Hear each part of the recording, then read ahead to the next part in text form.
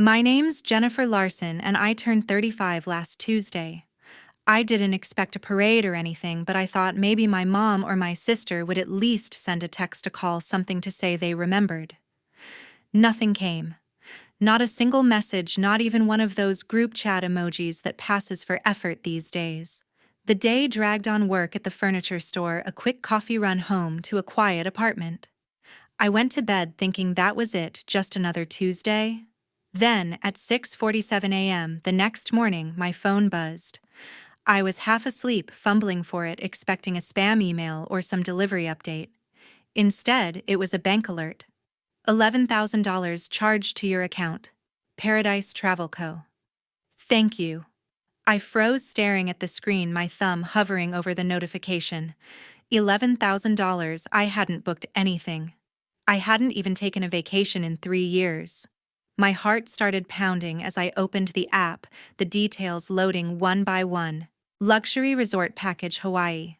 7 nights all-inclusive with private tours. Booked for 2. I read it again, my stomach twisting. There was only one explanation. Last year, my mom begged to use my credit card for an emergency. Some story about medical bills piling up, their car breaking down. I don't even remember the details anymore. I gave her the number, trusted her, didn't think twice, never changed the card. That was my mistake.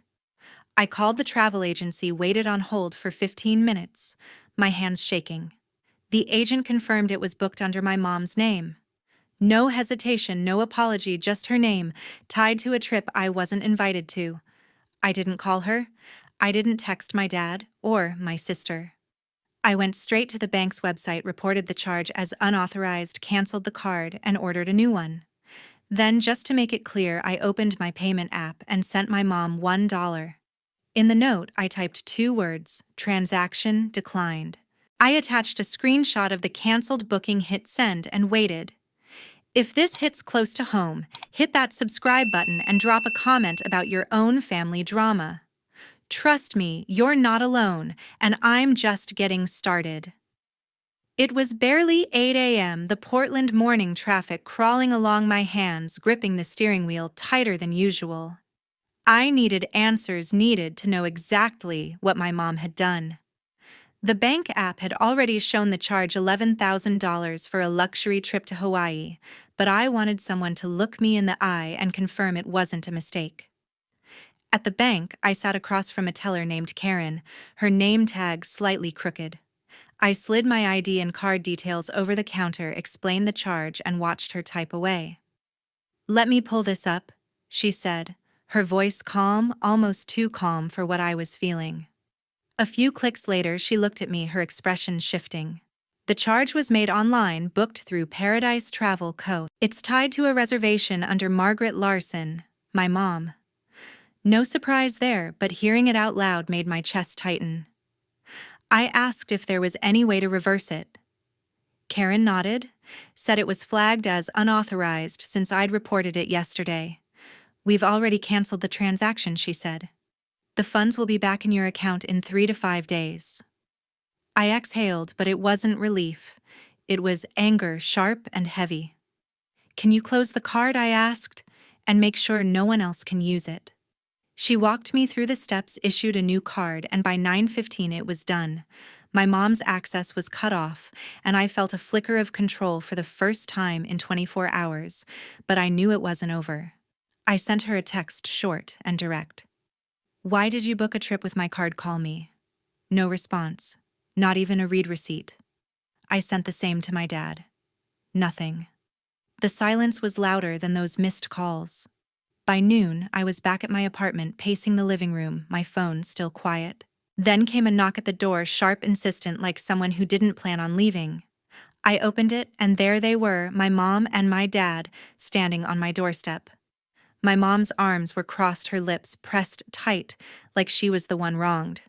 My dad stood behind her, hands in his pockets, avoiding my eyes. No hello, no apology, just my mom launching in. "Jennifer, how could you cancel our trip? That was our dream vacation, something we've been planning for years. You know how hard things have been." I stared at her, waiting for the part where she'd say, Sorry, admit she used my card without asking. It didn't come. Instead, she kept going, her voice rising. You've got a good job, you're doing fine. Why can't you help us out? It's family. Family.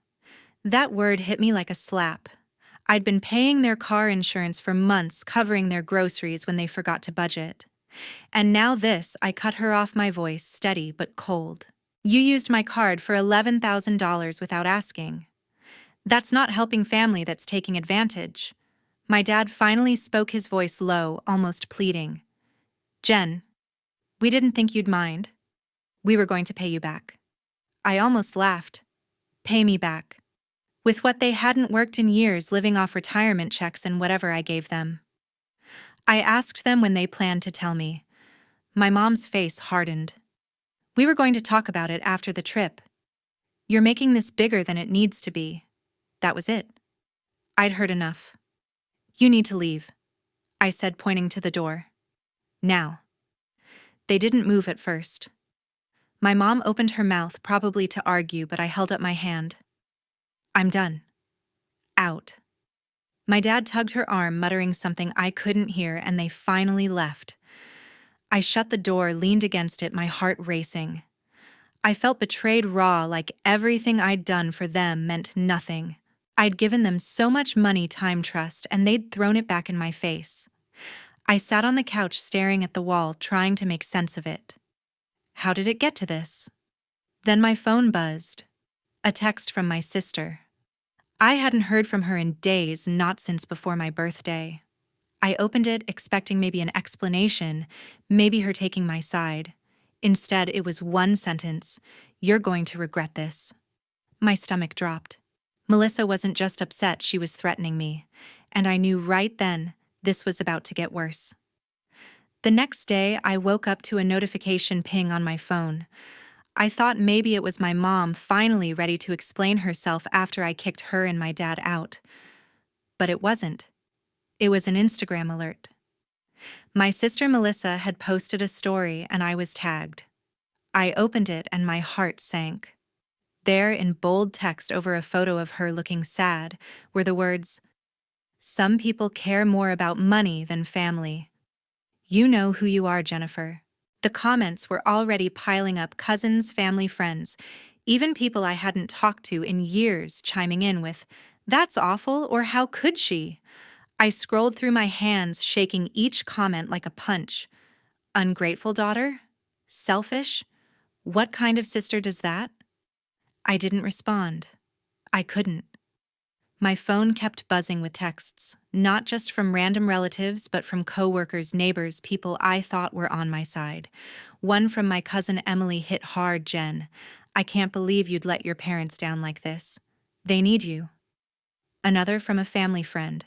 "You should be ashamed." I sat on my couch, staring at the screen, feeling the walls close in. Melissa hadn't just sent a threatening text, she'd gone public, twisting the story to make me the villain. She didn't mention my mom using my card without asking, didn't mention the $11,000 they tried to take.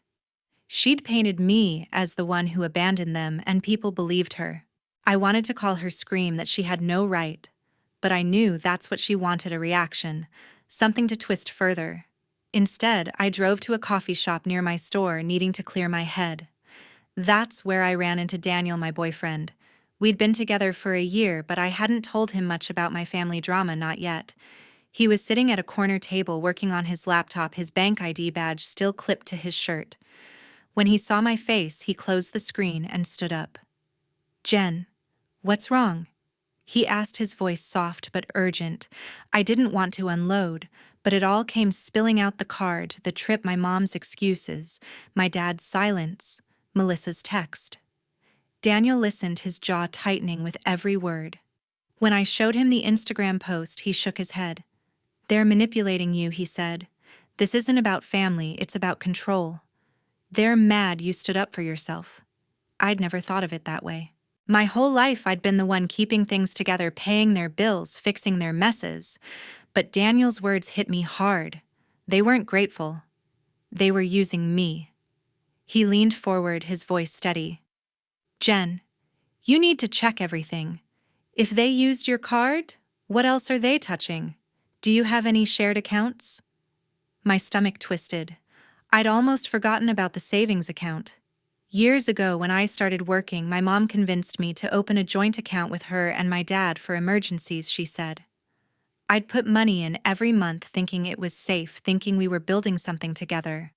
I hadn't checked it in months, maybe a year. Daniel walked me to my car, his hand on my shoulder.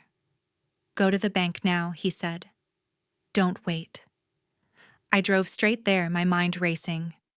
At the bank, I logged into the account on their system, my fingers trembling as the screen loaded. The balance appeared and I felt like I'd been slapped. Most of it was gone. Tens of thousands I'd saved money for a house for my future was nearly wiped out. Recent withdrawals, all to my mom's name, some to Melissa's. No warning, no permission, just gone. I stared at the screen, my throat tight, the teller's voice fading into the background. They hadn't just taken my card, they'd taken everything. The next morning, I couldn't shake the image of that bank screen, my savings nearly gone. I went back to the bank determined to figure out exactly what had happened. The teller pulled up the account history and the details hit me like a brick. Multiple withdrawals over the past month, some as recent as last week, all transferred to my mom and my sister. One large transfer stood out, $10,000 to an account linked to Melissa's name labeled marketing project. I remembered her talking about some big campaign she was pitching, social media ads, influencers, a new client she swore would make her career. She'd never mentioned using my money for it. I asked the teller to trace the withdrawals. She confirmed my mom had initiated most of them using her access to the joint account. My sister's name was on the rest. They hadn't just dipped into the account, they'd drained it, leaving barely enough to cover a month's rent. I felt sick not just because of the money, but because I'd trusted them. Years ago, my mom convinced me to open that account for family emergencies. I'd put in every spare dollar thinking it was for all of us. Now it was funding Melissa's dreams and who knows what for my mom. I told the teller to close the account, transfer what's left to my personal account. I said, my voice shaking but firm. She nodded, typed quickly, and within minutes the joint account was gone. I felt a weight lift, but it wasn't enough. I knew my parents' house, the one they'd lived in since I was a kid, was tied to a mortgage I'd co-signed years ago when their credit wasn't good enough. I'd been young, naive, thinking it was my duty. Now I saw it for what it was, another way they'd tied me to their problems. I called my lawyer, a guy I'd met through work, and asked how to remove my name from the loan. He said it would take paperwork and proof of their financial misconduct, but it was possible. I told him to start the process no matter how long it took. That afternoon I was at my desk sorting through furniture orders when my phone rang. It was Melissa. I didn't want to answer, but I needed to hear her try to justify this. What do you want? I said, keeping my voice steady. She didn't waste time. You closed the account. Are you serious, Jennifer? That money was for my project, the one that could have set me up for life. You're ruining everything. Her voice was sharp, accusing, like I'd stolen from her. I almost laughed. That was my money, Melissa. Mine. You and Mom took it without asking. What did you expect? She didn't back down. You don't get it. Mom needed that money too. She's been struggling, and you're too selfish to care. You're breaking this family apart. I gripped the phone, my knuckles white. Breaking the family. They'd been breaking me for years, taking my money, my trust, my time. I told her I was done, that I wasn't their bank anymore. You're unbelievable, she snapped. You'll pay for this, Jen. You'll see. She hung up before I could respond, but her words lingered heavy with venom. I sat there, my heart aching, but my resolve stronger than ever. I wasn't going to let them guilt me into submission anymore. I spent the rest of the day gathering documents, bank statements, mortgage papers, anything my lawyer could use to get my name off that loan. It felt like cutting a chain link by link. But the pain didn't go away.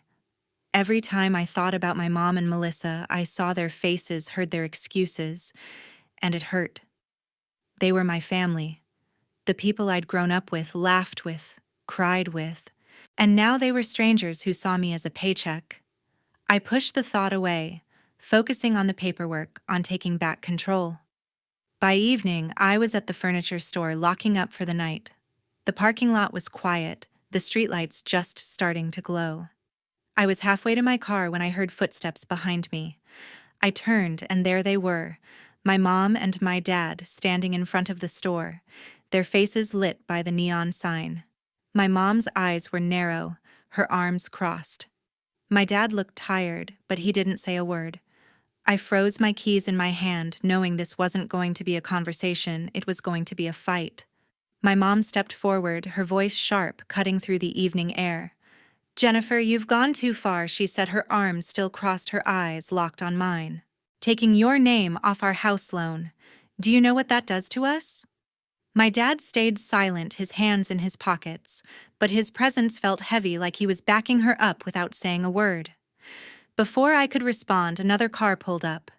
Melissa stepped out, her face a mix of anger and smugness, like she'd planned this ambush. I gripped my keys, my pulse racing. "What do you want?" I asked, looking between them. My mom didn't hesitate. "You need to put your name back on that loan, Jennifer, and open that savings account again. We're family, you can't just abandon us." Melissa chimed in, her voice dripping with sarcasm. "Yeah, Jen, real nice. You're leaving us homeless over some money you don't even need." I couldn't believe what I was hearing. Homeless. They'd taken tens of thousands from me, used my card for a luxury trip, and now I was the bad guy. I took a step forward, my voice steady but burning. "You took my savings without asking. You used my card for a trip I wasn't invited to, and now you're here demanding more. I'm done." My mom's face twisted. "If you don't fix this, we'll sue you," she said.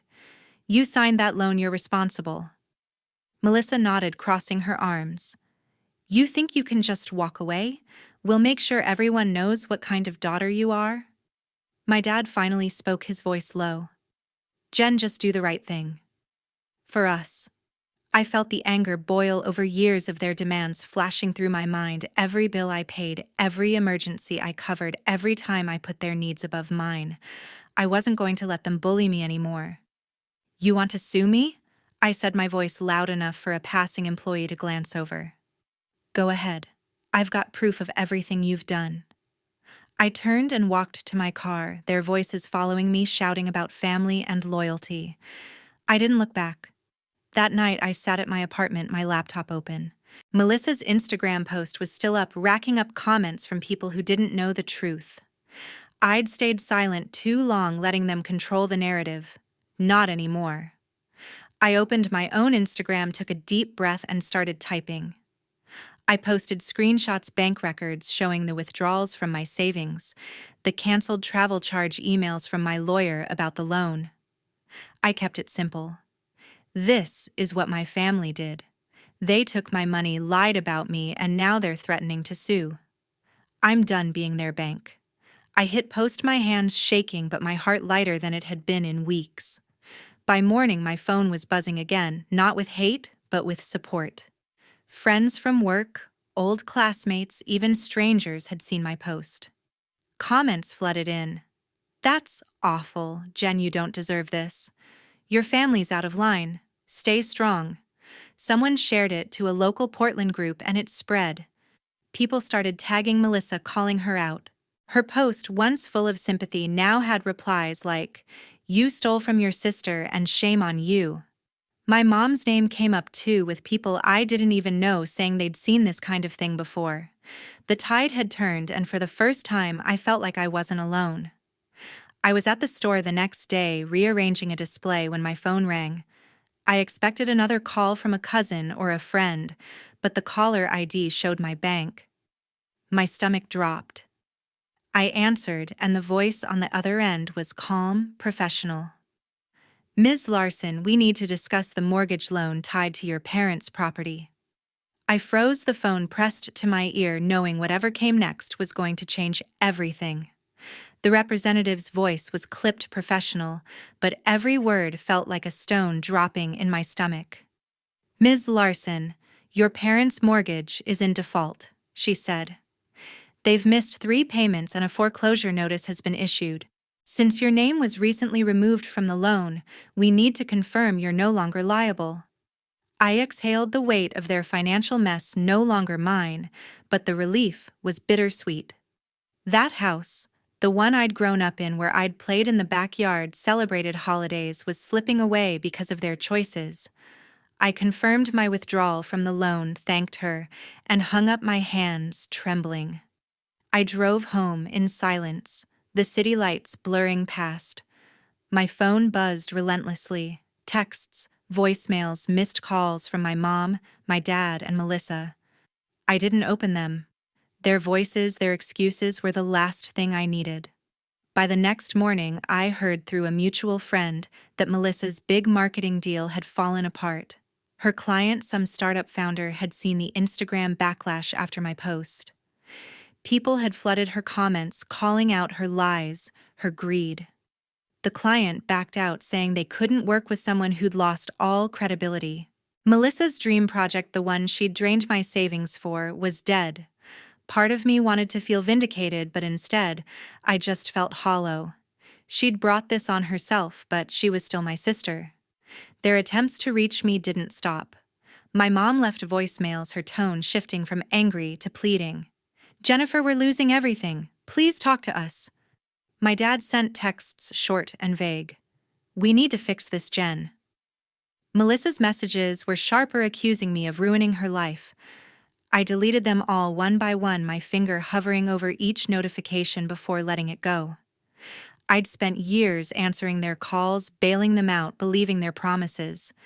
Now every unanswered message felt like a step toward freedom, even if it hurt. I met Daniel for dinner that evening at a small diner near my apartment. He'd been my rock through this, and I needed his clarity. Over coffee and burgers, I told him about the foreclosure notice and Melissa's lost deal. He listened, his eyes steady, then reached across the table to squeeze my hand. "You're not responsible for their mistakes, Jen," he said. "You've done enough, more than enough. It's time to focus on you." He was right. I'd been so caught up in their chaos, I'd forgotten what it felt like to live for myself. Daniel talked about our future, saving for a place together, maybe a trip somewhere quiet, just the two of us. His words were a lifeline, pulling me toward something new, something mine. The next few days, I threw myself into work. Rearranging displays, helping customers, training a new hire, it kept my mind busy. I blocked my family's numbers not out of spite, but because I needed space to breathe. For the first time in years, I felt unburdened, like I could finally make choices without their weight dragging me down. But there was a sadness too, a quiet ache for the family I'd once thought we were. I'd loved them, trusted them, and now I was letting go of that dream. It wasn't easy, but it was necessary. I was sorting through paperwork at home one evening when I checked my mailbox. Among the usual bills and ads was a plain white envelope, no return address, just my name in familiar handwriting. I froze, my heart skipping a beat. It was from my mom. I stood there staring at the letter, knowing that whatever was inside would pull me back into their world or give me a reason to walk away for good. I held the letter from my mom in my hands, its weight heavier than the paper itself. Sitting at my kitchen table, the apartment quiet except for the hum of the fridge, I hesitated. A part of me didn't want to know what she'd written, but I needed closure. I tore open the envelope, unfolding a single page filled with her familiar handwriting.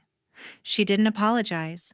Instead, she wrote about their struggles. The house was gone, taken by the bank, and they were staying with a cousin now. She said Melissa was devastated after losing her job, that my dad was barely sleeping. "We're your family, Jennifer," she wrote. "We need you to come back to help us rebuild. You're all we have left." I put the letter down, my chest tight, but my mind clear. For years, I'd been their lifeline, paying their bills, signing their loans, giving until I had nothing left. This letter wasn't a plea for forgiveness. It was another demand dressed up as desperation. I wrote a short reply on a note card: "I can't keep fixing your mistakes. I wish you well, but I'm done." I mailed it the next day, and as the mailbox clinked shut, I felt a wave of calm wash over me.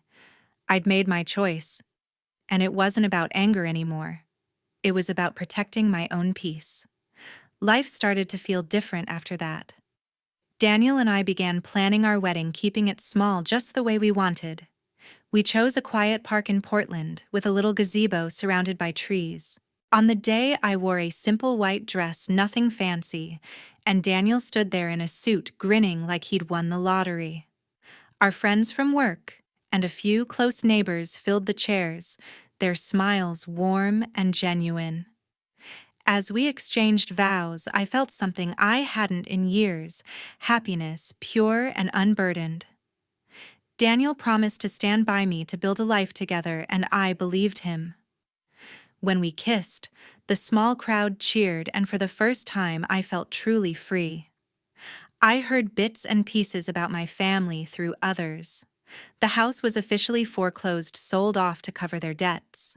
Melissa had lost her marketing job after her client fallout, and last I heard she was working odd gigs, her reputation still tarnished from the online backlash.